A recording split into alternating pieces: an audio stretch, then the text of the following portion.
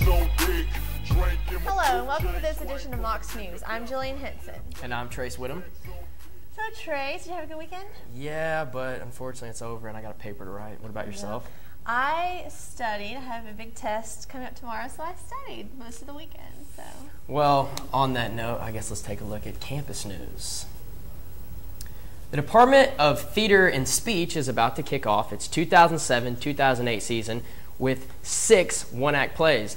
The plays were written by Teresa Rebick, an award-winning theater, film, and television writer. The plays will begin Friday, September 28th at 8 p.m. in the Fine Arts Center. And on Saturday, September 29th, the Arts and Education Council's Cultural Fest. The event will be held at Coolidge Park from 11 a.m. to 7 p.m. UTC will be featuring the international cultures of the university. Andes Manta from Ecuador will be at UTC Thursday, September 27th. Manta will perform traditional folk music at the University Center. There will be 2 40-minute performances, the first one beginning at 11 a.m. and the second one at 12:15. All right, let's take a look into local news. A railroad company working downtown is planning to bulldoze the homeless tent city. Norfolk Southern is concerned about public safety and liability. The homeless have bothered railroad workers, and the railroad police are unable to stop the problem. The tent city is home to about 30 people. And a ruling has been set against a man who shot Bradley County Sheriff Sergeant last October. Larry Q. Hamby was found not guilty by reason of insanity by a Bradley County criminal court jury. Chattanooga attorneys said that Hamby was delusional and believed law enforcement officers were pursuing him. Hamby shot Sergeant Bill Coultry 3 times. He will be sent to Middle Tennessee Health Institution for treatment. And last week, Mocs News brought you a story about a shooting at Delaware State University. 17-year-old Nathaniel Pugh III says he doesn't know the gunman or why he was fired at. A campus police chief says the gunman is believed to be a student that is no longer on campus. Police say that there was tension between the 2 students. Pugh is recovering from 2 shattered ankle bones, while Shalita Middleton was hospitalized for abdominal wounds. All right, now let's take a look into sports with Angela Kwaku. Thanks, Jill. It took an extra...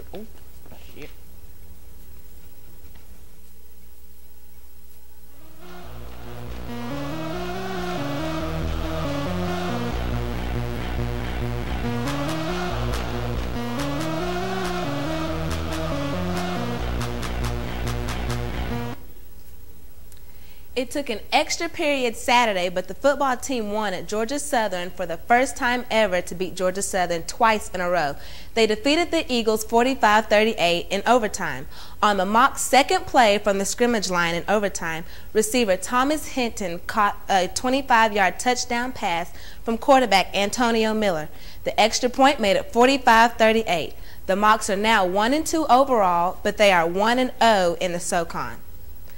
Just like football, the women's soccer team also had the ball rolling.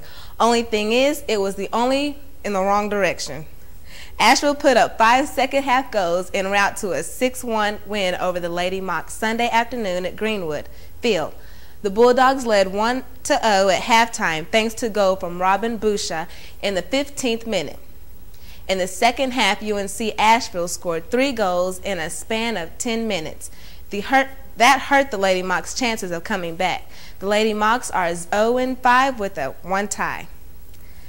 Combined, the men's and Lady Mocs tennis teams brought home some hardware from the 7th annual Barras Fall Classic.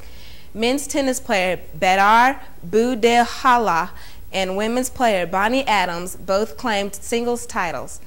Boudelhala went undefeated in 4 matches over the weekend. Adams lost her opening match in the women's C fight, but won 4 straight in the consolation bracket, claiming the consolation title. The women's volleyball team had another donut this weekend at McLennan Gym. They shut out their 4th straight opponent with 3-0 win over Davidson. Senior middle blocker Leslie Ball recorded a match-high tie, 14 kills and 1 senior setter. Bethany Herndon posted a team-high 31 assists. The Lady Mocs moved to 3-0 for the Southern Conference. That's all for sports, and I'm Angela Kwaku. All right, thanks, Angela. Now let's take a look into the weather. Monday is a high of 93, low of 68. Tuesday is sunny with a high of 89 and a low of 65. And Wednesday is mostly sunny with a high of 88 and a low of 67. That is all for this wonderful Monday edition of Mocs News. Remember, you can catch us on demand at mocsnews.com. I'm Trace Whittem. And I'm Jillian Henson. Have a great day. Stacks on dick, drink in my cook chain, swing from a nigga, got money in the bank. Stacks on dick, drink in my cook chain, swing from a nigga. Take a look at these clothes I'm smoking. Dro, I be